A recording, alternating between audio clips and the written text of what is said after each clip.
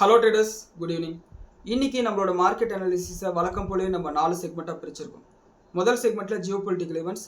தொடர்ந்து 5வது நாளாக ஈரான் மேலே அமெரிக்கா அட்டாக்கை கண்டினியூ பண்ணிட்டு இருக்காங்க. நேற்று மிகப்பெரிய ஒரு அட்டாக்கை பண்ணியிருக்காங்க. இதில் ஏகப்பட்ட சேதங்கள் ஈரானுக்கு ஏற்பட்டிருக்கு. பதிலுக்கு ஈரான் அடித்ததில் கல்ஃப் கண்ட்ரிஸ் எல்லாம் ஒவ்வொருத்தராக நாங்கள் அமெரிக்காவுக்கு சப்போர்ட்டே பண்ணலன்னு சொல்லிட்டு சொல்ல ஆரம்பிச்சிட்டாங்க. இது ஒரு மிகப்பெரிய ஒரு ஷிஃப்டாக பார்க்கப்படுது. இது இப்படி இருக்கும்போது நேற்று நைட்டு பிரசிடென்ட் ட்ரம்ப் அங்கே அமெரிக்கர்கள்கிட்ட பேசியிருக்காரு. அப்படி பேசும்போது சைனாவில் ஒரு மிகப்பெரிய ஒரு குற்றச்சாட்டை வச்சிருக்காரு. அதாவது அமெரிக்காவில் யார் ஜெயிக்கணுன்றதே சைனா தான் முடிவு பண்ணுது அப்படின்ற மாதிரி சொல்லியிருக்காரு. ஸோ இதை பற்றி டீட்டெயில்டாக பார்த்துருவோம். அண்ட் நேற்று ஈவினிங்லேருந்தே கோல்டு ப்ரைஸஸ் கொஞ்சம் செல்லிங் ப்ரெஷரில் இருந்தது. அண்ட் அதுக்கப்புறம் கொஞ்சம் ரெக்கவர் ஆனாலும் நேற்று நைட்டு ஒரு 11 மணிக்கு மேலே யூஎஸ் ஃபெடரல் ரிசர்வ் ஒரு ஸ்டேட்மெண்ட் வருது. அதன் காரணமாக இன்றைக்கி நாள் ஃபுல்லாகவே பார்த்தீங்கன்னா கோல்டில் ஒரு செல்லிங் ப்ரெஷர் இருந்தது. ஸோ அதை பற்றி டீட்டெயில்டாக பார்த்துருவோம். அண்ட் ரெண்டாவது செக்மெண்ட்டில் நம்மளோட இந்திய பொருளாதாரத்தை பற்றின சில செய்திகள் அண்ட் நம்மளோட இந்திய அரசாங்கம் எடுக்கக்கூடிய முடிவுகளால் சில கம்பெனிஸ்க்கு லாபம் அடைய போகுது, அதை பற்றி பார்த்துருவோம். அண்ட் மூணாவது செக்மெண்ட்டில் நம்மளோட post market analysis, Nifty, bank Nifty, மற்ற செக்டார்ஸ் எல்லாம் எப்படி ரியாக்ட் பண்ண போகுது. அண்ட் குறிப்பாக ஃபார்மா செக்டருக்கு ஒரு பாசிட்டிவான அப்டேட் வந்திருக்கு. அண்ட் அது மட்டும் இல்லாமல் gold, silver, crude oil, FIDI data, USD INR எல்லாத்தையும் அந்த செக்மெண்ட்டில் பார்த்துருவோம். இந்த ரெண்டாவது செக்மெண்ட்டில் நம்ம பார்த்த கம்பெனிஸ் இல்லாமல் ஒரு 22 கம்பெனிஸ் பற்றின செய்திகள் 4வது செக்மெண்ட்டில் இருக்குது. ஸோ அதை பார்க்குற பட்சத்தில் உங்களுக்கு அந்த கம்பெனிஸில் ஷேர்ஸ் வாங்கலாமா வேணாம்னு சொல்லிட்டு முடிவு பண்ண முடியும். அண்ட் ரொம்ப முக்கியமாக ரிலையன்ஸோட Q1 நம்பர் ரிலீஸ் பண்ணிட்டாங்க. அதன் காரணமாக கிஃப்ட் நிஃப்டியில் ஒரு கேப் அப்னு சொல்லிட்டு இண்டிகேட் பண்ணிட்டு இருக்கு. அண்ட் அதனோட நிலைமை என்னன்னு சொல்லிட்டு பார்த்துருவோம். அண்ட் இந்த வீடியோவை பாருங்கள். இந்த வீடியோவில் இருக்கக்கூடிய தகவல்கள் உங்களோட ட்ரேடிங் ஆர் இன்வெஸ்டிங் யூஸ்ஃபுல்லாக இருக்குன்னு நீங்கள் நினச்சிங்கன்னா இந்த வீடியோக்கு ஒரு லைக் கொடுங்க. அண்ட் இந்த வீடியோவை பற்றின உங்களோட கருத்துக்களை கீழே கமெண்ட்ஸில் பதிவிடுங்க, நான் அதை பார்த்து தெரிஞ்சுக்கிறேன்.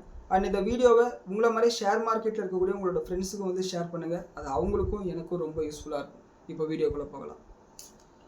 ஃபர்ஸ்ட் செக்மெண்ட்டில் ஜியோ பொலிட்டிக்கல் ஈவெண்ட்ஸ்னு பார்த்தோம்னா இந்த வாரம் ஆரம்பித்ததுலேருந்தே சண்டேலேருந்தே மிகப்பெரிய ஒரு தாக்குதலை அமெரிக்கா ஈரான் மேலே பண்ணிகிட்டு இருக்காங்க.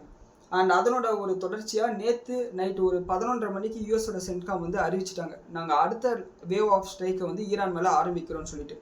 இந்த அட்டாக்ல ஈரானோட Qeshm island, Bandar Abbas, Shiraz, Iranshahr airport இந்த எல்லா இடத்துலையும் இனிஷியலாக அட்டாக் பண்ணுறாங்க. இந்த ஈரான் ஷஹார் ஏர்போர்ட்டில் பண்ண அட்டாக்ல பார்த்தோம்னா 3 ஃபைட்டர் ஜெட் போயிட்டு டைரெக்டாக மிசைல்ஸை போட்டு அட்டாக் பண்ணியிருக்காங்க. இதில் ஏகப்பட்ட சேதங்கள் அந்த ஏர்போர்ட்டுக்கு ஏற்பட்டிருக்கு. மறுபடியும் ஃபங்க்ஷன் ஆகிறதே சந்தேகன்ற அளவுக்கு. அண்ட் அது மட்டும் இல்லாமல் பந்தார் கமீர் அப்படின்ற இடத்துல ஒரு பிரிட்ஜை அழிச்சிருக்காங்க. அண்ட் பந்தார் அப்பாஸில் ஏகப்பட்ட இடத்துல அடிச்சிருந்தாலும் ஒரு ரயில்வே ஜங்ஷன் அடிக்கும்போது 2 பேருக்கு படுகாயம் அடைஞ்சிருக்கிறதா சொல்லிட்டு செய்திகள் வந்திருக்கு. ஸோ அது படுகாயம்னு சொல்லிட்டு சொல்கிறாங்க. அவங்களோட ஆக்சுவல் பொசிஷன் என்னன்னு சொல்லிட்டு நமக்கு கிளியராக தெரியல. ஸோ இவங்க போடுற சண்டையில் அங்கே இருக்கக்கூடிய பொதுமக்கள் தான் பாதிக்கப்படுறாங்க. அண்ட் இது இப்படி இருக்கும்போது அமெரிக்கன் மிலிட்ரி என்ன பண்ணியிருக்காங்கன்னா ஒரு 3 கமர்ஷியல் ஷிப்ஸ் ஈரான்குள்ளார வர முயற்சி பண்ணியிருக்கு. அது ரிட்டர்ன் அனுப்பியிருக்காங்க. அண்டு ஒரே ஒரு கப்பல் மட்டும் சுட்டு வீழ்த்திட்டதாக சொல்லியிருக்காங்க. அண்ட் அமெரிக்கா ஈரானோட சபஹார் போர்ட் மேலே அடிச்சிருக்காங்க.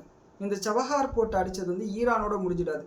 இது இந்தியாவும் சம்மந்தப்பட்ட ஒரு விஷயன்றதுனால இன்னைக்கு நம்மளோட இந்திய அரசாங்கத்துக்கிட்ட வந்த ஸ்டேட்மெண்ட் என்னன்னா, சபஹார் போர்ட்டில் அட்டாக்ஸ் நடந்தது உண்மைதான், ஆனால் சேதங்கள் பெரிய அளவுக்கு இல்லை, ஒரே ஒரு வாட்ச் டவர் மட்டும்தான் டேமேஜ் ஆயிருக்கு அப்படின்ற மாதிரி ஸ்டேட்மெண்ட் பண்ணியிருக்காங்க.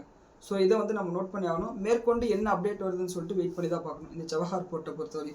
ஏன்னா இது ஈரான் மட்டும் யூஸ் பண்ணல, நாம இந்தியாவும் இதை யூஸ் பண்ணிட்டு இருக்கோம். இந்த எல்லா அட்டாக்குக்கும் பதிலடி கொடுக்குற மாதிரி ஈரான் இன்னைக்கு அமெரிக்கன் மிலிட்ரி பேசஸை கத்தார், ஜோர்டான், குவைத்தில் அடிச்சிருக்காங்க.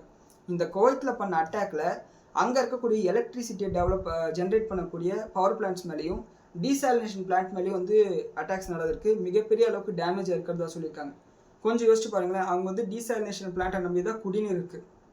அண்ட் அது மட்டும் இல்லாமல் கரண்ட் இல்லைன்னு வச்சுக்கோங்களேன், அங்கே ஹாஸ்பிட்டலில் என்ன பண்ணுவாங்க, வேற எல்லாம் கூட இவங்க இண்டஸ்ட்ரீஸ் எல்லாம் கூட ஒரு பக்கம் விட்டுடலாம், ஹாஸ்பிட்டல் மாதிரி அத்தியாவசிய தேவைகளுக்கு கரண்ட் இல்லைன்னா என்ன பண்ணுவாங்கன்னு தெரியல.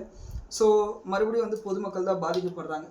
அண்ட் இதெல்லாம் இப்படி இருக்கும்போது ஹவுத்தீஸ் என்ன சொல்லியிருக்காங்கன்னா, ஏமன் நாடு மேலே சவுதி இதுக்கு மேலே அட்டாக்ஸ் பண்ணாங்கன்னா நாங்கள் சவுதியோட ஆயில் ஃபெசிலிட்டிஸ் மேலே அடிப்போம்னு சொல்லியிருக்காங்க. இது மறுபடியும் க்ரூட் ஆயில் மேலே ஒரு ப்ரெஷரை போடதான் செஞ்சுருக்கு.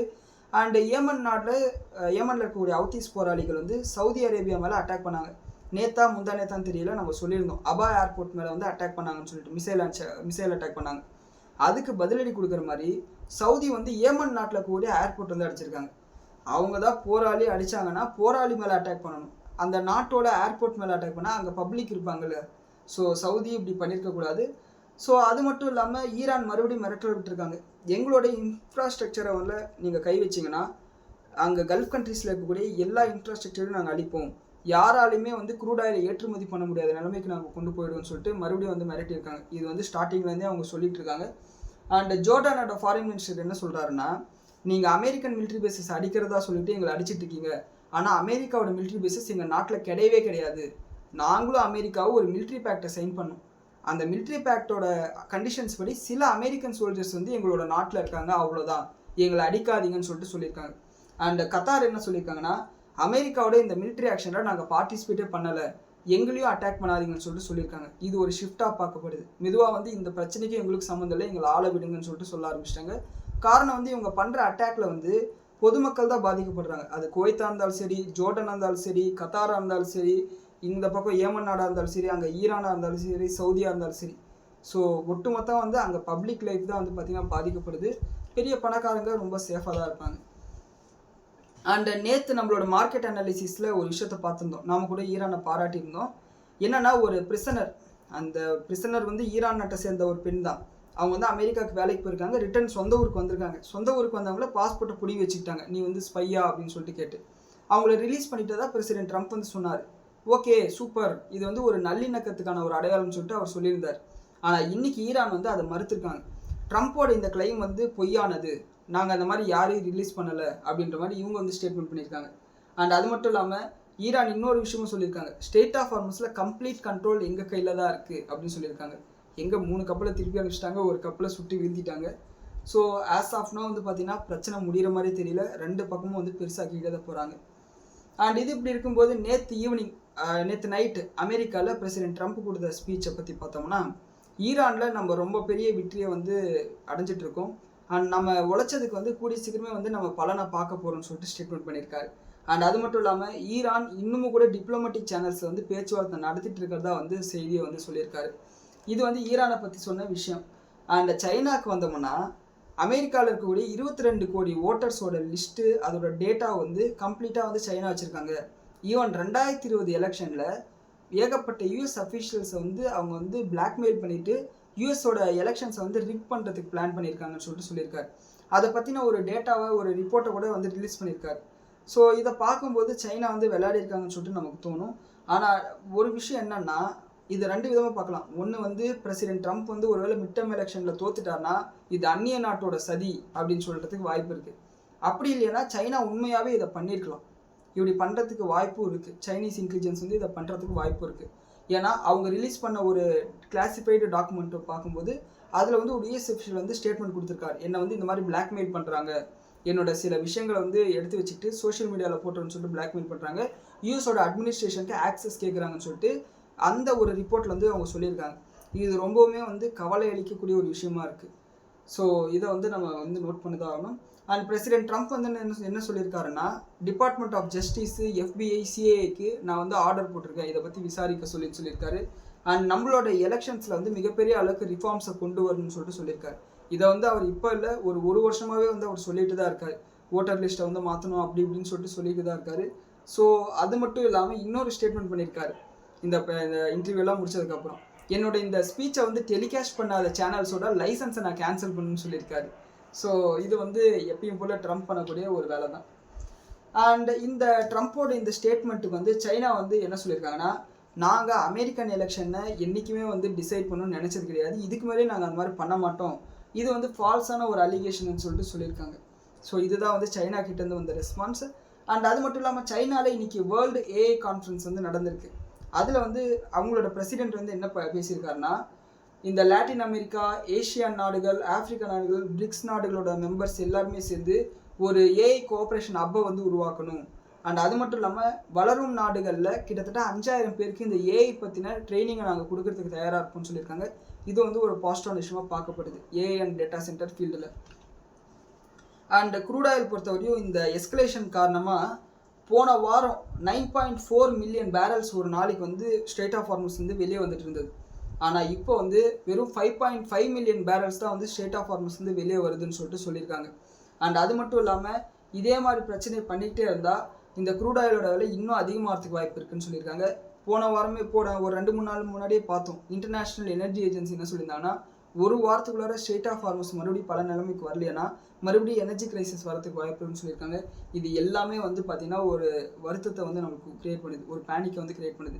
இது இப்படி இருக்கும்போது இன்றைக்கி நைட்டு 9 மணிக்கு ஜஸ்ட் ஒரு மணி நேரத்துக்கு முன்னாடி மறுபடியும் கார்கோ ஐலாண்டில் கூடி ஒரு எம்டி டேங்கர் மேலே அமெரிக்கா வந்து தாக்குதல் பண்ணியிருக்காங்க. இதை ஈரானும் வந்து ஒத்துக்கிட்டாங்க, டிக்ளேர் பண்ணிட்டாங்க. ஸோ இதன் காரணமாக க்ரூட் ஆயில் வந்து $87 போயிடுச்சு இந்த அட்டாக் நடந்ததுக்கப்புறம். ஸோ இதுதான் வந்து இப்போதைக்கு ஈரான் அமெரிக்காக்குள்ளே இருக்கிற பிரச்சனை. மீன்வைல் மலேசியன் பிரைம் மினிஸ்டர் என்ன சொல்லியிருக்காருன்னா, இஸ்ரேலி சிட்டிசன் எங்கள் நாட்டில் யாராவது பார்த்தோம்னா நாங்கள் உடனே அவங்க வந்து டீபோர்ட் பண்ணிடுவோம், அதாவது அவங்கள இஸ்ரேலுக்கே அனுப்பிடுவோன்ற மாதிரி சொல்லியிருக்காரு. அண்ட் அது மட்டும் இல்லாமல் உக்ரைன் பக்கம் போனோம்னா அவங்களோட சீபோர்ட் அத்தாரிட்டி என்ன சொல்லியிருக்காங்கன்னா, கிட்டத்தட்ட 23 முறை உக்ரைனோட போர்ட் மேலே வந்து அட்டாக் பண்ணியிருக்காங்க ரஷ்யா அப்படின்னு சொல்லியிருக்காங்க. ஆமாம், நீ அவங்கள அடித்தா அவங்க அடிக்காமல் திருப்பி இருப்பாங்களான்ற மாதிரி தான் இருக்குது. அண்ட் இன்னைக்கு காலையில் ஜாப்பனீஸ் மார்க்கெட்டில் ஒரு பெரிய செல் ஆஃபை நம்ம பார்த்தோம். காரணம் வந்து அவங்களோட ஃபினான்ஸ் மினிஸ்டர் வந்து ஒரு ஸ்டேட்மெண்ட் பண்ணியிருக்காரு. தேவைப்பட்டால் நாங்கள் கரன்சி மார்க்கெட்டில் ஃபாரெக்ஸ் மார்க்கெட்டில் எங்களோட இன்டர்வென்ஷன் இருக்குன்னு சொல்லியிருக்காங்க. இது வந்து என்கேரி ட்ரேடை வந்து அஃபெக்ட் பண்ணும். ஸோ இது வந்து ரொம்ப நெகட்டிவான விஷயமா பார்க்கப்படுது. ஸோ லாஸ்ட் ஒரு மாதமாக வந்து இந்த ஜாப்பனீஸ் இன்ட்ரெஸ்ட் ரேட் ஹைக் பண்ணது, இந்த மாதிரி விஷயங்கள் காரணமாக ஜப்பான் மார்க்கெட் வந்து கொஞ்சம் வீக்காக இருக்குது. இதனோட ஒரு ரிப்பிள் எஃபெக்டாக வந்து காஸ்பியாக இருக்கட்டும், தாய்வான் மார்க்கெட்டாக இருக்கட்டும், அமெரிக்கன் மார்க்கெட்டாக இருக்கட்டும், எல்லாமே வந்து ஒரு ப்ரெஷரில் இருந்தது. ஸோ வெயிட் பண்ணி பார்க்கணும். ஸோ இந்த மாதிரி ஒரு குளோபல் உலகம் ஃபுல்லாக ஒரு ப்ரெஷர் இருக்கும்போது அதில் வந்து நம்ம மார்க்கெட் மட்டும் தப்பிக்காது, அதையும் நம்ம புரிஞ்சுக்கணும்.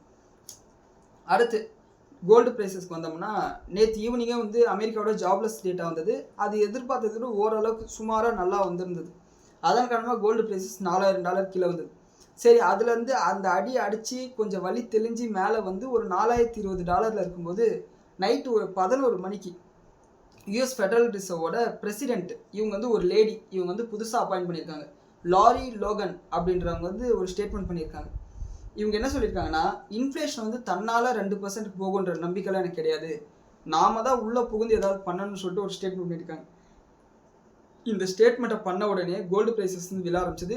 ஈவன் இன்னைக்கு நாள் ஃபுல்லாகவே வந்து கோல்டு ப்ரைஸஸில் ஒரு ப்ரெஷர் இருந்ததுக்கு காரணமும் இந்த ஸ்டேட்மெண்ட் தான். ஸோ எப்படி இவங்க என்ன பண்ண போகிறாங்கன்னு வெயிட் பண்ணி பார்க்கணும். ஆனால் என்னை பொறுத்தவரையும் நான் சொல்கிறது என்னென்னா, கோல்டு ப்ரைஸஸில் இதுக்கு மேலே டவுன் சைடு வந்து ரொம்ப கம்மி. நீங்கள் வந்து பாயிண்ட் வரட்டும் பேசலாம்னு சொல்லிட்டு வெயிட் பண்ணிங்கன்னா அந்த பாயிண்ட் வரவே வராது. இன்னொன்று, அதிகபட்சம் 10% இங்கேருந்து விழுமா, அந்த 10% விழுறதுக்குள்ளான நம்மளோட கரன்சி 5% டிப்ரிஷியேட் ஆச்சுன்னா, ஆவரேஜாக நம்மளோட இந்தியன் கரன்சி வந்து வருஷம் 4% டிப்ரிஷியேட் ஆகும். இப்போ இருக்கக்கூடிய உலக சூழ்நிலை, க்ரூட் ஆயிலோட விலை ஏறி இருக்கிறது, இதெல்லாம் வச்சு பார்க்கும்போது இன்னும் அதிகமாக டிப்ரிஷியேட் ஆகதான் போகுது. ஸோ ஆட்டோமேட்டிக்காக வந்து என்னதான் இவங்க வந்து கோல்டு ப்ரைஸஸை வந்து இன்ட்ரெஸ்ட் ரேட் ஏற்றி கோல்டு ப்ரைஸஸை கீழே தள்ளினாலும் அது நம்மளோட கரன்சி டிப்ரிஷியேஷனில் அந்த அளவுக்கு வந்து அஃபெக்ட் பண்ணாது. அண்ட் அது மட்டும் இல்லாமல் இங்கேருந்து இன்ட்ரெஸ்ட் ரேட்டை ஏற்றினாங்கன்னா அது அமெரிக்க பொருளாதாரத்துக்கு தான் நெகட்டிவான விஷயம். ஸோ அதை அவங்க பண்ணுறதுக்கான வாய்ப்புகள் ரொம்ப கம்மி. பிரசிடென்ட் ட்ரம்ப் வந்து நேற்று சொன்ன மாதிரி இந்த இன்ட்ரெஸ்ட் ரேட்டை இப்படியே ஃப்ளாட்டாக வச்சுட்டு இருந்து மெதுவாக இந்த க்ரூட் ஆயிலோட விலை இது எல்லாத்தையும் குறைச்சாங்கன்னா ஆட்டோமேட்டிக்காக இன்ஃப்ளேஷன் குறையும். ஒன்ஸ் இன்ஃப்ளேஷன் குறைஞ்சதுக்கப்புறம் இன்ட்ரெஸ்ட் ரேட்டை குறைக்கிறதுக்கு வாய்ப்பு இருக்குது. இப்படி தான் இது நடக்கிறதுக்கு நிறைய சான்சஸ் இருக்குது. ஸோ இதை தான் நான் சொல்கிறேன். அண்ட் நீங்கள் கோல்டு வந்து ஒரு $3500 வரட்டும் அப்புறமா வாங்கிக்கலாம்னு சொல்லிட்டு நீங்கள் நினைக்கிறீங்கன்னு வச்சுக்கோங்களேன். இது $3500, $3600 வரையும் வந்துட்டு அப்படியே ரிவர்ஸ் ஆகிடுச்சுன்னா என்ன பண்ணுவீங்க? ஸோ எக்ஸாக்டான பாட்டம் எங்கே இருக்குன்னு சொல்லிட்டு யாருக்குமே தெரியாது. ஏன்னா நம்ம யார்கிட்டையுமே வந்து டைம் ட்ராவல் பண்ணக்கூடிய மிஷின் கிடையாது. ஸோ இது வந்து ஆல்மோஸ்ட் கீழே வந்துட்டோம். இந்த இடத்துல வாங்குறது கரெக்டான ஒரு டிசிஷன். உங்களோட போர்ட்ஃபோலியோவில் தாராளமாக 20% அளவுக்கு கோல்டு இருக்கலாம், அது தப்பு கிடையாது. இதுதான் வந்து நான் பண்ணக்கூடிய ஒரு விஷயமா இருக்கும். ஸோ இதுதான் வந்து ஜியோ பொலிட்டிக்கலாக இருக்கக்கூடிய விஷயம். அண்ட் அடுத்து நம்மளோட இந்திய பொருளாதாரத்தை பற்றின செய்திகளை பார்க்கும்போது நம்மளோட காமர்ஸ் மினிஸ்டர் பியூஷ் கோயல் வந்து ஃபின்லாண்டுக்கு போயிருக்காரு. அங்கே இருக்கக்கூடிய அமைச்சர்கள்கிட்ட பேசியிருக்காரு. அப்படி பேசும்போது ட்ரேட், இன்வெஸ்ட்மெண்ட்டு, டிஃபென்ஸை பற்றி எல்லாம் பேசியிருக்காரு. அண்ட் ரொம்ப முக்கியமாக என்ன சொல்லியிருக்காருன்னா, இந்த யூரோப்பியன் யூனியனோட ஃப்ரீ ட்ரேட் அக்ரிமெண்ட் பண்ணோம்ல, அதை மதர் ஆஃப் ஆல் டீல்ஸ்ன்னு சொல்லிட்டு ஜனவரி மாதம் பேசினாங்க இல்லையா, அந்த டீல் வந்து கம்ப்ளீட்டாக அடுத்த மார்ச் 2027 ரோல் அவுட் ஆகிடும் அப்படின்னு சொல்லிட்டு சொல்லியிருக்காரு. ஸோ இது வந்து மறுபடியும் தள்ளி போடுறாங்களா அப்படின்ற மாதிரி ஒரு கேள்வியை தான் நமக்கு உருவாக்குது. அண்ட் அது மட்டும் இல்லாமல் ஃபின்லாண்டு கம்பெனிஸ் கிட்ட பேசும்போது இந்த செமிகண்டக்டரை நாங்கள் 2.20 அப்படின்னு சொல்லிட்டு ஒரு மிஷினை வந்து ஆரம்பிச்சிருக்கோம். இதன் மூலிமா 1,27,000 கோடி அளவுக்கு நிதி உதவியும் நாங்கள் பண்ண போகிறோம், நீங்கள் யாராவது வரதா இருந்தால் வாங்கன்னு சொல்லிட்டு ஒரு அனௌன்ஸ்மெண்ட்டும் பண்ணியிருக்காரு. ஸோ இது ஒரு பாசிட்டிவான விஷயம். ஒன்று, ஃபாரின் டெக்னாலஜி நம்மளோட நாட்டுக்குள்ளார வருது, ஒரு பாசிட்டிவான விஷயம். ஒன்று, ஃபாரின் கரன்சி நமக்கு வந்துச்சுன்னா ஃபாரெக்ஸ் ரிசர்வ் சேரும், இதுவும் வந்து ஒரு பாசிட்டிவான விஷயமாக பார்க்கப்படுது. அண்ட் இது மட்டும் இல்லாமல் க்ளீன் டெக்னாலஜி அதே மாதிரி டிஜிட்டல் செக்டாரில் ஸ்டார்ட் அப் நிறுவனங்களையும் வந்து இன்வைட் பண்ணியிருக்காரு. ஃபின்லாண்டில் கூட ஸ்டார்ட் அப் நிறுவனங்கள் இதையும் வந்து நோட் பண்ணிக்கோங்க. அண்ட் நம்மளோட பிரைம் மினிஸ்டர் மோடி அவர்கள் வந்து இன்றைக்கி ஹரியானாவில் இந்தியாவோட முதல் ஹைட்ரஜன் ட்ரெயினை வந்து லான்ச் பண்ணியிருக்காங்க. இதனோட டிக்கெட் விலை வந்து ரொம்ப கம்மின்னு சொல்லிட்டு சில செய்திகள் படித்தேன். எக்ஸாக்டாக எவ்வளோன்னு சொல்லிட்டு எனக்கு தெரியல. ஸோ அது தெரிஞ்சதுன்னா நான் நாளைக்கோ இல்லை திங்கக்கிழமை வீடியோவில் நான் அதை வந்து மென்ஷன் பண்ணுறேன். அண்ட் அடுத்து லாஸ்ட் மாதம் நம்மளோட ஆர்பிஐயோட மானிட்டரி பாலிசி மீட்டிங் நடந்த போதே இந்த எஃப்ஐஎஸ்க்கான பாண்டில் இன்வெஸ்ட் பண்ணாங்கன்னா அதன் மூலிமா கூட கேபிட்டல் கெயின்ஸ்க்கும் இன்ட்ரெஸ்ட்க்கு வந்து டேக்ஸை நாங்கள் எடுக்கிறோம்னு சொல்லிட்டு சொல்லியிருந்தாங்க.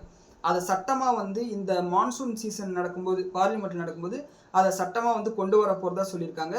ஸோ இப்படி சட்டமாக கொண்டு வந்துட்டாங்கன்னா அது வந்து பர்மனெண்ட் ஆகிடும். இதன் காரணமாக வந்து எஃப்ஐஎஸ் வந்து கான்ஃபிடென்ட்டாக வந்து நம்மளோட மார்க்கெட்டில் பாண்ட்ஸ் வாங்குறதுக்கு நிறைய வாய்ப்பு இருக்குது. இது நம்மளோட ஃபாரெக்ஸோட ரிசர்வ்ஸில் வந்து ஒரு ஸ்டெபிலிட்டியாக கொண்டு வரதுக்கு வாய்ப்பு இருக்குது. இது வந்து நம்மளோட பொருளாதாரத்துக்கு ஒரு நல்ல விஷயம். அண்ட் இது மட்டும் இல்லாமல் ஒரு எம்எஸ்எம்இ வந்து டெவலப்மெண்ட் பண்ணுறதுக்காக ஒரு அமெண்ட்மெண்ட்டை கொண்டு வரதுக்கும் வந்து பிளான் பண்ணிட்டு இருக்காங்க. இதன் மூலிமா ஈஸ் ஆஃப் டூயிங் பிஸ்னஸ் அதே மாதிரி டிலே பேமெண்ட்ஸ் இருக்கு இல்லையா, அதை பற்றின சில செக்ஷன்ஸும் வந்து கொண்டு வரதுக்கு வந்து பிளான் பண்ணிட்டு இருக்காங்க. ஸோ இதுவும் வந்து ஒரு பாசிட்டிவான விஷயமாக பார்க்கப்படுது எம்எஸ்எம்இ செக்டார்ஸ்க்கு. அண்ட் ஒடிசாவில் வந்து ஒரு பாக்ஸைட் டெண்டர் இருக்குது. அதாவது பாக்ஸைட்டுக்கான சுரங்கம் இருக்குது. அந்த சுரங்கத்துக்கு வந்து டெண்டர் வந்து ரிலீஸ் பண்ணிட்டாங்க. இதில் யார் யார் பார்ட்டிசிபேட் பண்ண வாய்ப்பு இருக்குன்னா அதானி, ரிலையன்ஸ், இந்தால்கோ, வேதாந்தா, கோல் இந்தியா. கூடி சீக்கிரமே இந்த கம்பெனிஸ் கிட்டேருந்து இந்த அப்டேட் வரதுக்கு வாய்ப்பு இருக்குது. அப்படி வந்துச்சுன்னா இந்த கம்பெனிஸோட ஷேர் ப்ரைஸ் பாசிட்டிவாக அன்னைக்கு இன்ட்ராடேல ரியாக்ட் பண்ணுறதுக்கு வாய்ப்பு இருக்குது. இதை நோட் பண்ணிக்கோங்க. அண்ட் அது மட்டும் இல்லாமல் நம்ம நேற்று நம்மளோட மார்க்கெட் அனாலிசிஸில் பேசியிருந்தோம் இதே செக்மெண்ட் 2ல் பாரத் டெக்ஸ்ன்னு சொல்லிட்டு ஒரு டெக்ஸ்டைல் எக்ஸ்போ வந்து இந்தியாவில் வந்து நடந்துகிட்ருக்கு. ஸோ இதில் வந்து மினிஸ்ட்ரி என்ன சொல்லியிருக்காங்க, டெக்ஸ்டைல் மினிஸ்ட்ரி என்ன சொல்லியிருக்காங்கன்னா $2.8 பில்லியன் அளவுக்கு என்கொயரிஸ் வந்திருக்கு, பிஸ்னஸ் என்கொயரிஸ் வந்து இந்த டெக்ஸ் எக்ஸ்போவில் வந்திருக்கு. அண்ட் அது மட்டும் இல்லாமல் 14,300 கோடி ரூபாய் அளவுக்கு 30 புரிந்துணர்வு ஒப்பந்தங்கள் வந்து கையெழுத்திடப்பட்டிருக்குன்னு சொல்லிட்டு சொல்லியிருக்காங்க. இது ஒரு பாசிட்டிவான விஷயமாக டெக்ஸ்டைல் செக்டாருக்கு வந்து பார்க்கப்படுது. அண்ட் அது மட்டும் இல்லாமல் டெக்ஸ்டைல் செக்டாரில் பாசிட்டிவான கம்பெனிஸ் பெரிய கம்பெனிஸ்னு பார்த்தோம்னா SP apparels, KPR mills, Welspun living, Trident இந்த மாதிரி கம்பெனிஸ் வந்து பார்த்தோம்னா பெரிய கம்பெனிஸ்ன்னு சொல்லலாம். இது இல்லாமல் சின்ன சின்ன கம்பெனிஸ் திருப்பூரில் இருக்கக்கூடிய சின்ன சின்ன கம்பெனிஸும் இதனால் பலனடைவாங்க. ஸோ இதே வந்து ஒரு பாசிட்டிவ் விஷயமாக பார்த்துக்கலாம். அண்ட் நம்மளோட இன்னைக்கு வெள்ளிக்கிழமைன்றதுனால நம்மளோட ஃபாரெக்ஸ் ரிசர்வ்ஸோட ஸ்டேட்டஸ் வந்திருக்கு. போன வாரத்துக்கும் இந்த வாரத்துக்கு வந்து கிட்டத்தட்ட 1 பில்லியன் அளவுக்கு ஃபாரெக்ஸ் ரிசர்வ் வந்து ஏறி இருக்கு. அண்ட் அது மட்டும் இல்லாமல் நம்மளோட ஆர்பிஐ கவர்னர் வந்து சில ஸ்டேட்மெண்ட் பண்ணியிருக்காரு. இந்த எம்எஸ்எம்இ லோனு கோல்டு லோனு வந்து அதிகமாகிட்டு இருக்குது, இதனால் வந்து எந்த ரிஸ்க்கும் இருக்கிறதா நான் பார்க்கலன்னு சொல்லியிருக்காரு. இந்த கோல்டு லோன் எம்எஸ்எம்இ லோன் அதிகமாகிறது வந்து பார்த்தோம்னா இந்த மைக்ரோ ஃபைனான்ஸ் பண்ணுறவங்க அண்ட் அது மட்டும் இல்லாமல் இந்த கோல்டு லோன் கம்பெனிஸ் வந்து ஒரு பாசிட்டிவான விஷயமாக பார்க்கப்படுது. அண்ட் அடுத்து வந்து பேலன்ஸ் ஆஃப் பேமெண்ட்ஸும் ஓரளவுக்கு ஸ்ட்ராங்காக இருக்குது மீடியம் டேர்முக்குன்னு சொல்லியிருக்காங்க. அண்ட் நம்ம நாட்டில் இன்ஃப்ளேஷன் அதிகமாகிறதுக்கு காரணம் சப்ளை சைடு இருக்கக்கூடிய பிரச்சனை தான். இந்த வெஸ்ட் ஏஷியா கிரைசிஸ்னால ஹார்மோஸில் பிரச்சனைன்றதுனால இதனால் வந்து விலைவாசி ஏறி இருக்குது, மற்றபடி வேறு எந்த பிரச்சனையும் இல்லைன்னு சொல்லியிருக்காரு. அண்ட் நிதி ஆயோக் வந்து புதுசாக வந்து ஒரு இண்டெக்ஸை வந்து லான்ச் பண்ணியிருக்காங்க, ஃப்ரெண்ட்லினஸ் இண்டெக்ஸ், இன்வெஸ்ட்மெண்ட் ஃப்ரெண்ட்லினஸ் இண்டெக்ஸ்னு சொல்லிட்டு. இந்த இண்டெக்ஸில் குஜராத் வந்து நம்பர் 1 இடத்துல இருக்குது, நம்பர் 2வது இடத்துல வந்து மகாராஷ்டிரா, 3வது இடத்துல தமிழ்நாடு இருக்குது. அண்ட் அதுக்கப்புறம் கோவா, ஒடிசா இருக்குது. கூடிய சீக்கிரமே நம்மளோட தமிழ்நாடு வந்து ஃபஸ்ட் பிளேஸ் வரும்னு சொல்லிட்டு நம்ம எதிர்பார்க்கலாம். ஏன்னா அந்த அளவுக்கு கரப்ஷன்ஸ் எல்லாம் ஓரளவுக்கு குறைஞ்சிருச்சுன்னு சொல்லிட்டு செய்திகள் வருது. ஸோ நல்லது நடக்கும்னு எதிர்பார்க்கலாம். அண்ட் அடுத்து சுகர் அசோசியேஷன் என்ன சொல்லியிருக்காங்கன்னா ட்ரேடர்ஸ் யாரும் ஸ்பெக்குலேட் பண்ணுற நோக்கத்தோட சர்க்கரையை வாங்கி ஊக்காதீங்க, ஏன்னா வந்து போதுமான அளவுக்கு நம்மக்கிட்ட சர்க்கரை வந்து கையிருப்பு இருக்குன்னு சொல்லியிருக்காங்க. நம்ம வந்து இதை 1 மாதத்துக்கு முன்னாடி நம்மளோட மார்க்கெட் அனாலிசிஸில் பேசியிருந்தோம். இந்த சர்க்கரையோட உற்பத்தி இந்த முறை கம்மியாக இருக்கிறதுனால சர்க்கரையை ஏற்றுமதி பண்ண வேணாம்னு சொல்லிட்டு நம்மளோட அரசாங்கம் வந்து இந்த சர்க்கரை ஆலைகளுக்கு வந்து சொல்லியிருக்காங்க. இதை வந்து நம்ம 1 மாதத்துக்கு முன்னாடி பேசணும், எனக்கு நல்லா ஞாபகம் இருக்குது. நான் கூட வந்து சர்க்கரையோட விலை அதிகமாகிறதுக்கு வாய்ப்பு இருக்குது, இப்போ 44 ரூபா பக்கத்தில் இருக்குது, அது 48 ரூபா வரைக்கும் போகிறதுக்கு வாய்ப்பு இருக்குன்னு சொல்லிட்டு நான் பேசியிருந்தேன். ஸோ அதனால் எனக்கு நல்லா ஞாபகம் இருக்குது. அண்ட் இந்த மாதிரி சர்க்கரை விலை அதிகமாகிறதுக்கு அப்போவே என்ன காரணம் சொன்னாங்கன்னா மான்சூன் வந்து கம்மியாக இருக்கிறதுனால, அதே மாதிரி எத்தனாலோட டிமாண்ட் அதிகமாக இருக்கிறதுனால சர்க்கரையோட உற்பத்தி வந்து கம்மியாகிறதுக்கு நிறைய வாய்ப்பு இருக்குன்னு சொல்லியிருந்தாங்க. இதன் காரணமாக ஸ்பெகுலேட்டிவ் நோக்கத்தோட இன்னும் விலை அதிகம் ஆகும் போல இருக்குன்னு சொல்லிட்டு எல்லாருமே வாங்கி ஸ்டோர் பண்ண ஆரம்பிச்சிட்டாங்க. இது ஆர்டிஃபிஷியலாக சர்க்கரையோட விலையை வந்து அதிகரிக்குமோன்ற ஒரு பயத்தையும் வந்து கிரியேட் பண்ணியிருக்கு. இதை நோட் பண்ணிக்கோங்க. அடுத்து நம்மளோட டிஃபென்ஸ் செக்டாரில் பார்க்கும்போது இந்தியா வந்து சூசைட் ட்ரோன்ஸை வந்து வாங்க போகிறதா வந்து ஒரு அறிவிப்பு வந்திருக்கு. அதாவது இந்த ட்ரோன்ஸோட பேர் வந்து லாய்டரிங் ட்ரோன்ஸ் அப்படின்னு சொல்கிறாங்க. இந்த ட்ரோன் வந்து கிட்டத்தட்ட 1000 கிலோமீட்டர் பறக்கிற அளவுக்கு கெப்பாசிட்டி இருக்குது. அதே மாதிரி 25 கிலோ பேலோட வெடிமருந்தை வந்து வெடிப்பொருட்களை வந்து எடுத்துகிட்டு போகிறதுக்கும் வந்து இதனோட கெப்பாசிட்டி இருக்குது. அண்ட் அது மட்டும் இல்லாமல் ட்ரெடிஷ்னலாக இருக்கக்கூடிய மிசைல்ஸுக்கும் இதுக்கும் என்ன வித்தியாசம்னா மிசைலை வந்து லான்ச் பண்ணிட்டாக்கா அது வந்து போயிட்டு தானாக வந்து விழுந்துடும். ஆனால் இந்த ட்ரோனை வந்து லான்ச் பண்ணிட்டா இங்கே தான் உழணும்னா இது இங்கேயே ஒரு கொஞ்ச நேரம் இங்கேயே இருக்கும். நம்ம எப்போ உழணும்னு சொல்கிறோமோ அப்போ உழும். அது மட்டும் இல்லாமல் ஏஐ யூஸ் பண்ணி இந்த டார்கெட்டை தான் அடிக்கணும், இந்த டார்கெட்டை அடிக்கக்கூடாதுன்னு சொல்லிட்டு அதுவாகவே வந்து முடிவு பண்ணிக்கலாம். கோர்ஸ் டைரக்ஷன் இங்கே இப்போ இந்த இடத்துல அடிக்கணுன்றதை இல்லை இந்த பக்கம் போய் அடிச்சுக்கலாம் அப்படின்ற மாதிரி வந்து கோர்ஸ் டைரக்ஷனும் பண்ண முடியும்னு சொல்லியிருக்காங்க. இது யாருக்கு பாசிட்டிவ் விஷயம்னு பார்த்தோம்னா பராஸ் டிஃபென்ஸ் அவங்களுக்கு வந்து பாசிட்டிவ் விஷயமா இருக்கும். ஆஸ்ட்ரா மைக்ரோவேவ் அவங்களுக்கு பாசிட்டிவ் விஷயமா இருக்கும். அதே மாதிரி ப்ரீமியர் எக்ஸ்ப்ளோசிவ் இப்போ வந்து ஏபிஎல் மைக்ரோ சிஸ்டம் வந்து வாங்கிட்டாங்க, அவங்களுக்கு இது பாசிட்டிவான விஷயமா இருக்கிறதுக்கு வாய்ப்பு இருக்குது. இதை நோட் பண்ணிக்கோங்க. அடுத்து பெட்ரோல் டீசலோட சேல்ஸ் வந்து இந்த ஜூலை மாதத்தில் ஃபர்ஸ்ட் ஹாஃப்ல வந்து கிட்டத்தட்ட 23% அளவுக்கு இன்க்ரீஸ் ஆயிருக்குன்னு சொல்லியிருக்காங்க. இதுக்கு காரணமாக என்ன பார்க்குறாங்கன்னா அக்ரிகல்ச்சரல் டிமாண்ட் வந்து அதிகமாக இருக்குது. அண்ட் அது மட்டும் இல்லாமல் வெஹிகுலர் டிமாண்ட் வந்து அதிகமாக இருக்கிறதா சொல்லியிருக்காங்க.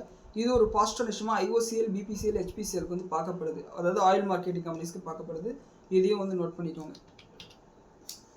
ஸோ அடுத்து 3வது செக்மெண்ட் நம்மளோட போஸ்ட் மார்க்கெட் அனாலிசிஸ். இன்னைக்கு காலையில் நம்மளோட நிஃப்டி வந்து ஒரு 55 பாயிண்ட் அளவுக்கு கேப் அப்பில் ஓப்பன் ஆச்சு. அங்கேருந்து பார்த்தீங்கன்னா ஒரு சூப்பரான ஒரு ரேலி.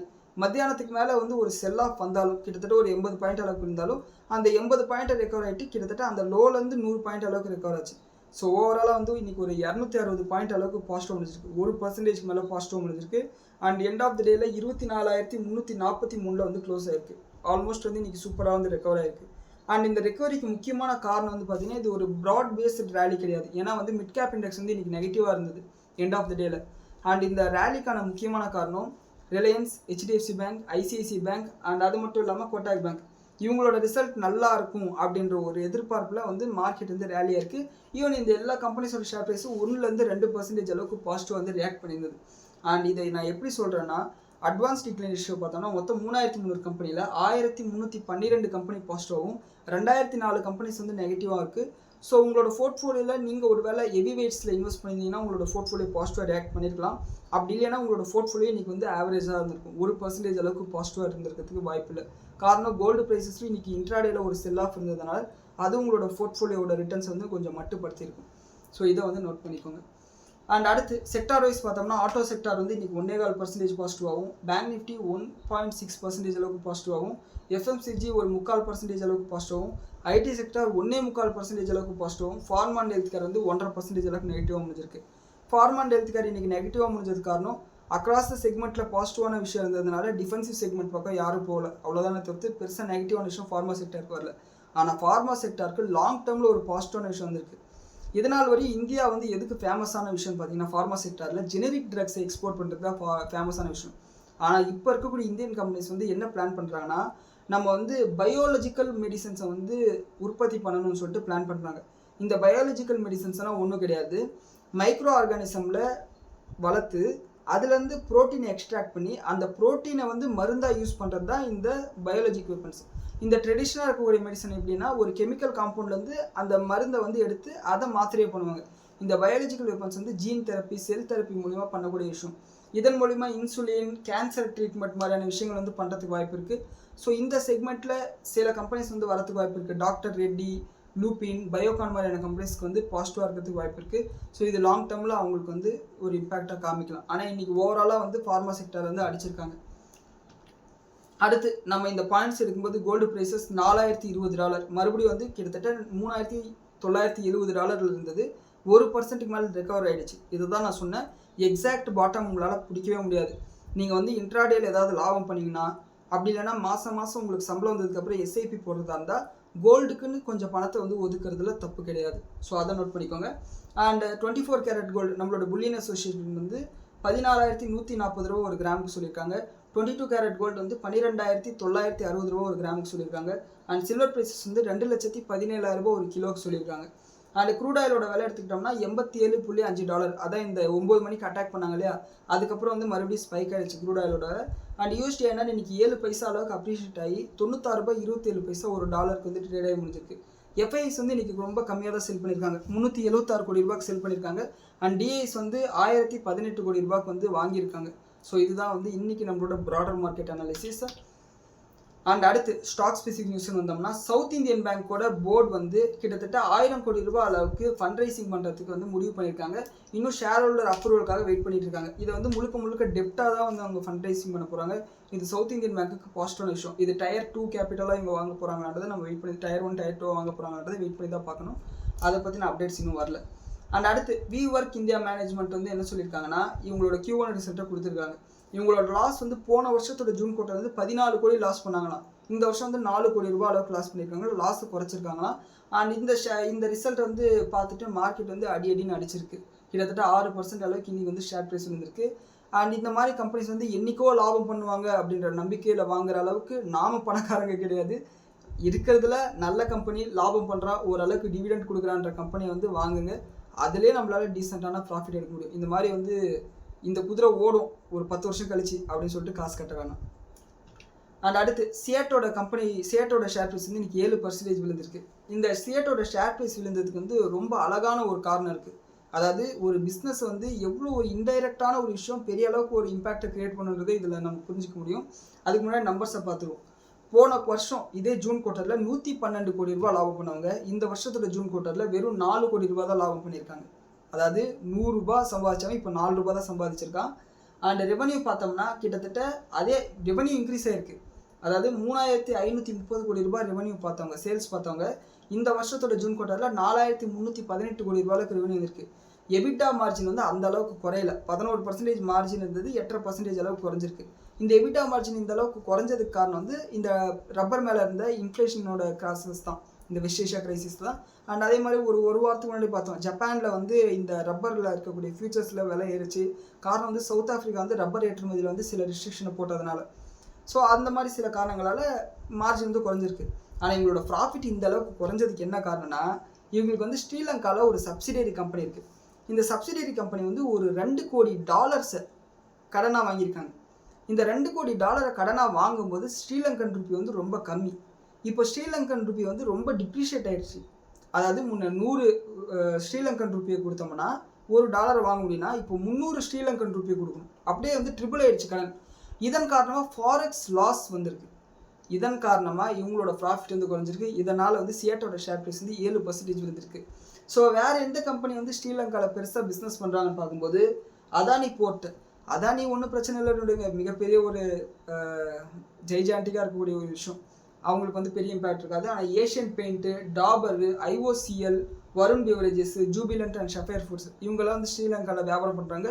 இவங்களோட ரிசல்ட் இதே காரணத்தினால விழுறதுக்கு நிறைய வாய்ப்புகள் இருக்குது. ஸோ இந்த கம்பெனியில் முதலீடு பண்ணியிருக்கவங்க ரிசல்ட் அன்றைக்கி கொஞ்சம் கேர்ஃபுல்லாக இருங்க, பார்த்து முடிவெடுங்க. அண்ட் அடுத்து PNB கிளிட்ஸு. இவங்க வந்து இவங்களோட பிஸ்னஸ் மாடல் ரொம்ப சிம்பிள். கவர்மெண்ட் வந்து இந்த G6 விடுறாங்க இல்லையா, அதை வாங்கி வியாபாரம் பண்ணக்கூடிய ஒரு பிரைமரி டீலர். இவங்க வந்து PNB பஞ்சாப் நேஷனல் பேங்கோட ஒரு சப்சிடியரி கம்பெனி மாதிரி இருந்து அதுக்கப்புறம் தனியாக லிஸ்ட் பண்ணிட்டாங்க. அண்ட் இவங்களோட ரெவன்யூ குறைஞ்சிருக்கு அண்ட் ப்ராஃபிட்டும் குறைஞ்சிருக்கு. ரெவன்யூ வந்து 560 கோடி ரூபாய் ரெவன்யூவில் வந்து 454 கோடியாக குறைஞ்சிருக்கு. ப்ராஃபிட் வந்து 160 கோடியிலேருந்து 80 கோடியாக அப்படியே பாதி குறைஞ்சிருக்கு. ஆனால் வரும் நாட்களில் இவங்களோட ப்ராஃபிட் வந்து இன்க்ரீஸ் ஆகிறதுக்கு வாய்ப்பு இருக்குது. காரணம் வந்து இப்போ G6ல் அந்நிய முதலீடுகள் வரும்போது நிறைய டிரான்சாக்ஷன்ஸ் நடக்கும்போது இவங்களோட பிஸ்னஸ் வந்து அதிகமாகிறதுக்கு நிறைய வாய்ப்புகளுக்கு வெயிட் பண்ணி பார்க்கலாம். அடுத்து லெமன் ட்ரீ ஹோட்டல் வந்து என்ன சொல்லியிருக்காங்கன்னா ஈரோடில் ஒரு ஹோட்டல் கூட இவங்க வந்து ஒரு டைஅப் போட்டிருந்தாங்க, ஹோட்டல் ஆப்ரேட்டிங் அக்ரிமெண்ட். அதாவது இப்போ நான் தான் வந்து ஹோட்டல் ஓனர்னு வச்சுக்கோங்களேன், நான் வந்து ஹோட்டலை கட்டிடுவேன். ஆனால் நிறைய பேர் வந்து அந்த ஹோட்டலில் வந்து ரூம் போட மாட்டாங்க, ஆக்குபென்சி ரேட் வந்து ரொம்ப கம்மியாக இருக்கும். இப்போ நான் என்ன பண்ணுவேன், லெமன் ட்ரீ ஹோட்டலோட ஒரு டைப் போட்டேன்னா அந்த பிராண்ட் வேல்யூ எனக்கு கிடைக்கும் இல்லையா. ஸோ அதன் மூலிமா நான் வந்து என்னோட பிஸ்னஸ் வந்து அதிகமாகும். இதுக்கு வந்து அவங்களுக்கு ராயல்ட்டியாவோ இல்லை மேனேஜ்மெண்ட் ஃபீஸாவோ ஏதோ ஒரு அமௌண்ட்டை வந்து நான் கொடுத்துருவேன். ரெவன்யூ ஷேரிங் மெத்தடில் வந்து இது இருக்கும். ஸோ இப்படி பண்ணும்போது இந்த ஹோட்டல் ஒரு உரிமையாளர் வந்து சில விஷயங்களை வந்து சரியாக ஃபாலோ பண்ணலை அப்படின்னு சொல்லிட்டு இந்த கான்ட்ராக்ட் வந்து கேன்சல் பண்ணியிருக்காங்க.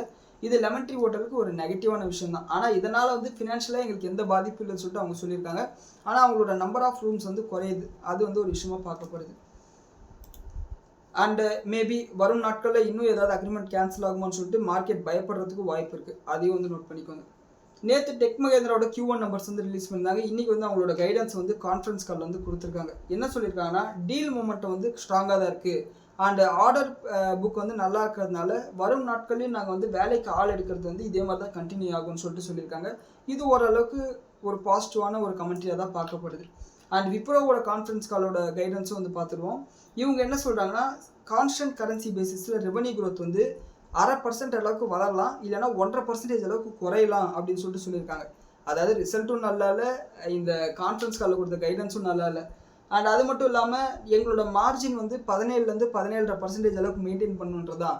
அண்ட் மறுபடியும் நாங்கள் அந்த ரேஞ்சுக்கு கொண்டு வந்துடுவோம். ஆனால் டைம் ஃப்ரேம் எங்களால் சொல்ல முடியாது, ஏன்னா மார்க்கெட் இப்போ அந்த அளவுக்கு சரியில்லைன்னு சொல்லியிருக்காங்க.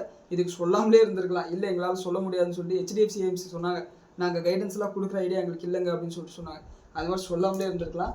அண்ட் இந்த Q2 கைடன்ஸ் வந்து இந்த மைண்ட்ஸ்பிரிட்ன்ற ஒரு கம்பெனி வந்து அக்வைசேஷன் பண்ணாங்க ரீசெண்டாக. அந்த எல்லா அக்வைசேஷனும் சேர்த்து தான் இந்த Q2 அப்படின்னு சொல்லியிருக்காங்க. அண்ட் அது மட்டும் இல்லாமல் டிமாண்ட் வந்து ஓரளவுக்கு சாஃப்டாக தான் இருக்குது, பெரிய அளவுக்கு வந்து ஏற்றங்களை வந்து நாங்கள் எதிர்பார்க்கல இந்த Q2லன்னு சொல்லியிருக்காங்க. ஸோ இது வந்து ஒரு நெகட்டிவான விஷயமாக தான் பார்க்கப்படுது விப்ரோக்கு. அடுத்து BHEL வந்து என்ன சொல்லியிருக்காங்கன்னா இந்த எலக்ட்ரிக் ட்ரக்குக்கு பஸ்ஸுக்கெல்லாம் ஃபாஸ்ட்டாக ஏறக்கூடிய சார்ஜஸ் வந்து நாங்கள் உருவாக்க போகிறோம்னு சொல்லியிருக்காங்க. இது பாரத் ஹெவி எலக்ட்ரானிக்ஸ்க்கு வந்து பாசிட்டிவ் விஷயமாக பார்க்கப்படுது. அண்ட் டிக்ஸான் டெக்னாலஜிஸ்க்கு ஒரு நெகட்டிவான அப்டேட் வந்திருக்கு. இந்த ஜூன் மாதத்தில் போன வருஷத்தோட கம்பேர் பண்ணும்போது, போன வருஷத்தோட ஜூன் மாதத்தோட இந்த ஜூன் மாதம் கம்பேர் பண்ணும்போது இவங்களோட செல்ஃபோன் எக்ஸ்போர்ட்ஸ் வந்து பார்த்தோம்னா கிட்டத்தட்ட 10% அளவுக்கு விழுந்திருக்கு அப்படின்னு சொல்லியிருக்காங்க. அண்டு எப்பயுமே இல்லாத அளவுக்கு மிகப்பெரிய அளவுக்கு ஒரு வீழ்ச்சியாக வந்து பார்க்கப்படுது. ஸோ இது வந்து டிக்ஸான் டெக்னாலஜிஸ்க்கு ஒரு நெகட்டிவ் விஷயம். காரணம் வந்து இன்புட் காஸ்ட் அதிகமானதுனால, செல்ஃபோனோட விலையும் அதிகமானதுனால சேல்ஸில் வந்து ஒரு ஸ்லோ டவுன் பார்க்க முடியுது. ஸோ இதுதான் விஷயம். அண்ட் LTM லிமிடெட், அதாவது LTI மைண்ட் இருக்காங்களே, அவங்களோட மெர்ஜான கம்பெனி, இவங்க வந்து க்ளீன் அப்படின்ற ஒரு AI கம்பெனியோட டைப் பண்ணியிருக்காங்க. இந்த க்ளீன் என்ன பண்ணுவாங்கன்னா, இப்போ ஒரு பிஸ்னஸ் இருக்குன்னு வச்சுக்கோங்களேன், அவள் வந்து பவர் பாயிண்டில் சில டேட்டா வச்சுருப்பாங்க, எக்ஸலில் சில டேட்டா வச்சுருப்பாங்க, கூகுள் ஸ்டோரேஜில் சில டேட்டா வச்சுருப்பாங்க, டெக்ஸ்ட்டில் சில டேட்டா வச்சுருப்பாங்க. இந்த மாதிரி ஏகப்பட்ட இடத்துல டேட்டாஸ் வச்சுருப்பாங்க. இந்த க்ளீன் என்ன பண்ணுவாங்கன்னா இந்த எல்லா டேட்டாவையும் அனலைசிஸ் பண்ணி ஒரு ப்ராப்ளம்க்கு ஒரு சொல்யூஷனை கண்டுபிடிக்கிறதோ இல்லை ஒரு டிசிஷன் மேக்கிங்லேயோ வந்து ஹெல்ப் பண்ணுவாங்க. இப்போ இந்த LTMவும் இந்த க்ளீனும் வந்து டைப் போட்டதுனால இந்த க்ளீனோட இந்த டூல்ஸை வச்சு LTM அவங்களோட கிளைண்ட்ஸுக்கு சொல்யூஷனை ப்ரொவைட் பண்ணுவாங்க. இது வந்து LTMக்கு ஒரு பாசிட்டிவான விஷயம். ஸோ இது வந்து லாங் டேர்மில் இவங்களுக்கு வந்து ஒரு ப்ராஃபிட்டாக மாறுறதுக்கு வாய்ப்பு இருக்குது. இது வந்து AI செக்மெண்ட்டில் அவங்களோட கிளைண்ட்ஸுக்கு வந்து சர்வீசஸை இவங்க ப்ரொவைட் பண்ண போகிறாங்க. இது ஒரு பாசிட்டிவான விஷயமாக பார்க்கப்படுது. அடுத்து PNC இன்ஃப்ரா, இவங்க வந்து கம்பேரிட்டிவ்லி ஒரு 6000 கோடி ரூபாய் மதிப்புள்ள கம்பெனி. ஆனால் இந்த 6000 கோடி ரூபாய் மதிப்புள்ள கம்பெனிக்கு 3483 கோடி ரூபாய் மதிப்புள்ள ஹைவே ஆர்டர் கிடச்சிருக்கு. 2 கான்ட்ராக்ட் உத்தரப்பிரதேஷில் கிடச்சிருக்கு. இந்த ஹைவே ஆர்டர் வந்து ஹைப்ரிட் ஆன்யூட்டி மோடில் வந்து பண்ணப்படும். இந்த ஹைப்ரிட் ஆன்யூட்டி மோடுன்னா உங்களுக்கு புரியறதுக்காக சொல்லணும்னா, இப்போது இது வந்து 3483 கோடி அதை வந்து வச்சுக்கோங்க. ஒரு உதாரணத்துக்காக சொல்கிறேன், 100 கோடி ரூபா மதிப்புள்ள ஒரு ரோடை போட போகிறோம். இப்போது நான் தான் ஒரு கம்பெனி, நேஷ்னல் ஹைவே அத்தாரிட்டி இருக்காங்க. நான் இப்போ வந்து இந்த 60 கோடி ரூபா போட்டு நான் இந்த என் பணத்தை போட்டுருவேன். 40 கோடி ரூபா வந்து நேஷ்னல் ஹைவே அத்தாரிட்டி போட்டுரும். இப்போ 100 கோடி ரூபா போட்டு இந்த ஹைவே வந்து கட்டிடுவோம். இந்த 100 கோடி ரூபாயில் 20 கோடி ரூபாய் என்னோட லாபம். அதனால் நான் ஆக்சுவலாக வந்து 40 கோடி போட்டால் போதும். இந்த பாக்கி இருக்கக்கூடிய 40 கோடி பார்த்தீங்கன்னா நான் வந்து எனக்கு வந்து இந்த நேஷ்னல் ஹைவே அத்தாரிட்டி கொடுக்க வேண்டியது இருக்குல்ல, இந்த 60 கோடி, இது வந்து மெதுவாக வந்து இன்ட்ரெஸ்ட்டோட வந்து நான் கலெக்ட் பண்ணிகிட்டே இருப்பேன். இப்படி பார்க்கும்போது over the long period of டைமுக்கு உங்களுக்கு வந்து ரெவன்யூ கிடைக்கும். இந்த ஒரு 15 வருஷமோ 20 வருஷமோ இந்த கான்ட்ராக்ட் முடிகிற வரையும் அந்த ஹைவே வந்து மேனேஜ் பண்ணுற வேலையெல்லாம் வந்து பார்த்திங்கன்னா நான் பண்ணுவேன். இது வந்து ஒரு பாசிட்டிவான விஷயமா இந்த PNC இன்ஃப்ராடெக்கு பார்க்கப்படுது.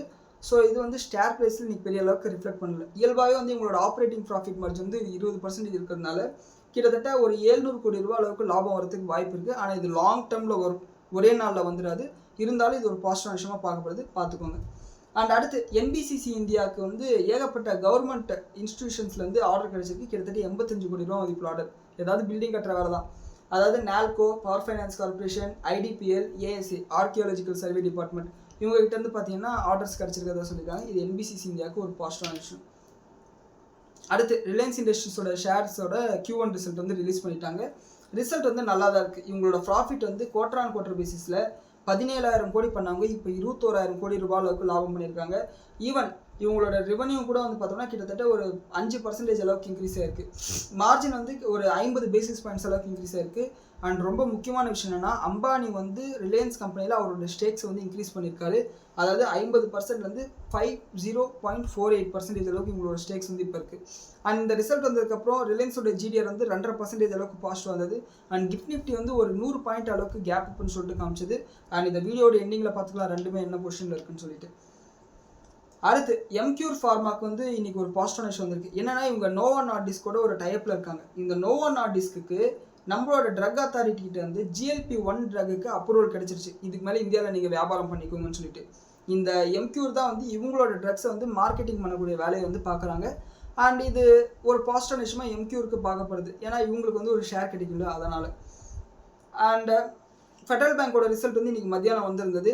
அண்ட் வந்த புதுசில் வந்து மார்க்கெட்டில் ஒரு செல் ஆஃப் இருந்தது, ஒரு ஷார்ப்பான ஒரு செல் ஆஃப் இருந்தது. ஆனால் அதுக்கப்புறம் வந்து மார்க்கெட் வந்து ஓரளவுக்கு ஓகே இது ஒரு நல்ல ரிசல்ட் தான் பார்த்துட்டு இன்றைக்கி ஃபெடரல் பேங்க் வந்து ஆல் டைம் ஹையாக க்ளோஸ் ஆகிருக்கு.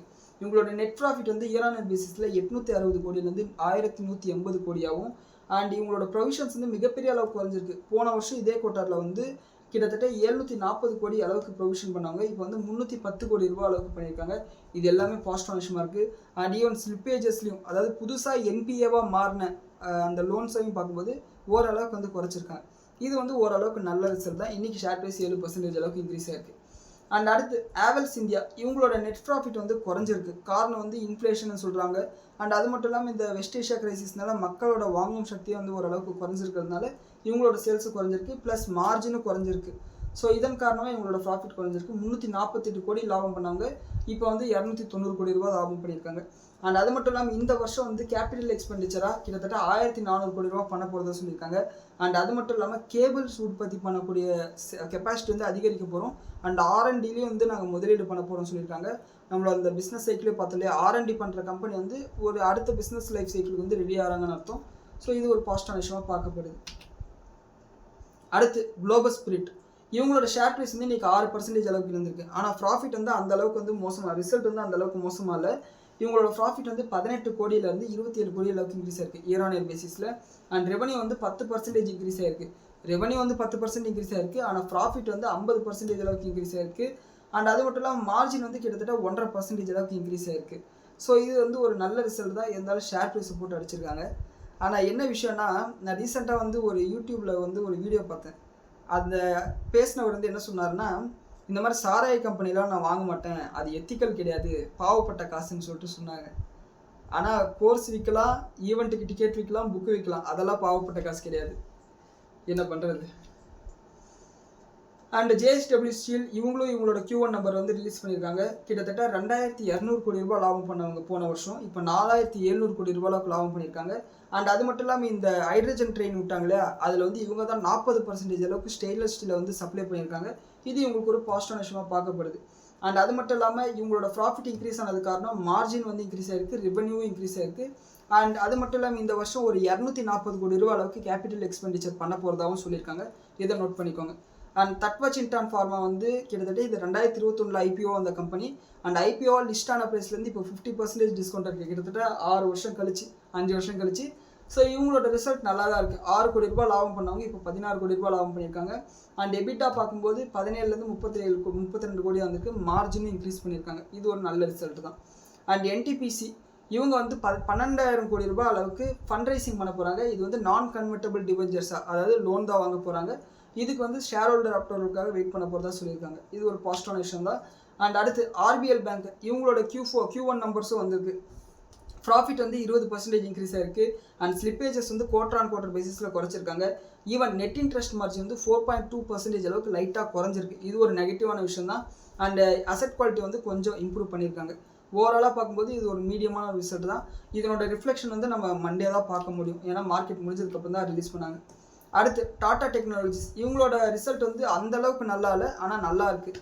அதாவது 170 கோடி ரூபா லாபம் பண்ணவங்க இப்போ 181 கோடி ரூபா லாபம் பண்ணியிருக்காங்க. இன்ஃப்ளேஷனை கூட பீட் பண்ணல இவங்களோட க்ரோத்து. அண்ட் அது மட்டும் இல்லாமல் மார்ஜின்லேயும் மிகப்பெரிய அளவுக்கு ப்ரெஷர்லாம் இல்லை, நார்மலாக தான் மெயின்டைன் பண்ணுறாங்க.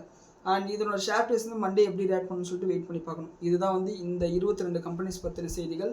இப்போ வந்து நம்மளோட கிஃப்ட் நிஃப்டி எப்படின்னு சொல்லிட்டு பார்த்துருவோம். நம்மளோட கிஃப்ட் நிஃப்டி வந்து கிட்டத்தட்ட ஒரு 30 பாயிண்ட் அளவுக்கு கேப் அப்புன்னு சொல்லிட்டு காமிக்குது. அப்போயே வந்து 100 பாயிண்ட் அளவுக்கு காமிச்சிது. அண்ட் ரிலையன்ஸ் இண்டஸ்ட்ரீஸோட ADR வந்து 2.6% அளவுக்கு பாசிட்டிவாக காமிச்சிட்ருக்கு. 2.6% அளவுக்கு பாசிட்டிவாக காமிச்சிட்ருக்கு. அண்ட் க்ரூட் ஆயில் எடுத்துக்கிட்டோம்னா $88 இருக்குது. அதான் அந்த 9 மணிக்கு அட்டாக் பண்ணாங்களே, அதுக்கப்புறம் வந்து பயங்கரமாக ஏறி இருக்குது. அமெரிக்கன் மார்க்கெட் எப்படி முடிய போகுதுன்னு சொல்லிட்டு நம்ம சண்டே வீடியோவில் பார்த்துக்கலாம். நாளைக்கு நம்மளோட ஃபண்டமெண்டல் அனாலிசிஸோட 4வது கிளாஸ் 5வது கிளாஸ் வரும். அதில் இண்டஸ்ட்ரி அனாலிசிஸில் மற்ற செக்டார்ஸோட கீ பர்ஃபார்மன்ஸ் இண்டிகேட்டர்ஸை பற்றி பார்த்துலாம். அண்ட் இந்த வீடியோ பற்றின உங்களோட கருத்துக்களை கீழே கமெண்ட்ஸில் சொல்லுங்கள். நன்றி, வணக்கம்.